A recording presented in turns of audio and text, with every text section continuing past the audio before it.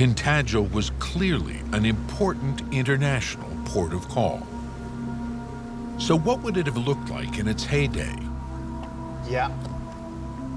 Co-director of the site, James Gossip, has made a detailed architectural survey of the dig.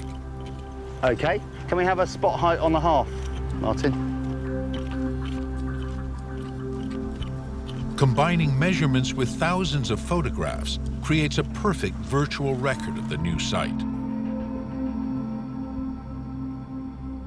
So this is towards the sea, isn't it? Yeah, you can really see how the buildings are part of a planned design with shared spaces. The complex is laid out over upper and lower terraces.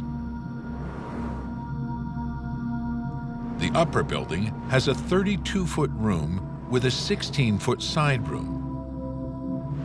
There's a smaller building next door and a large open courtyard, all connected by a central path. What you can see is a series of steps leading up into this opening in our upper building, connecting the building with the trackway that runs between the two terraces.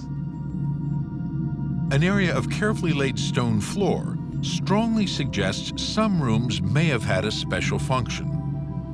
It's a really nicely laid surface of fairly thin slates. Yeah. What's noticeable about that is how fragile and delicate it was.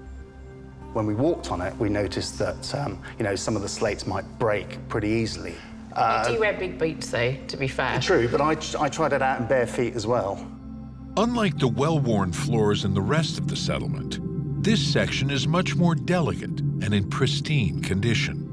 That suggests that perhaps it's a really quite special floor. Perhaps it was a space that wasn't really designed to be walked on very often.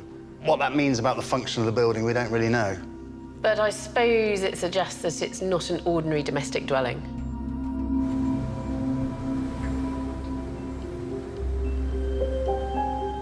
This new data helps generate the first 3D model of the entire Tintagel site.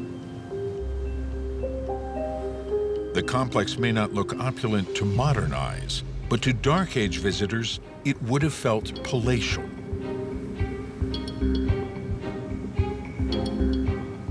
It's among the most substantial post-Roman buildings found in southwest Britain.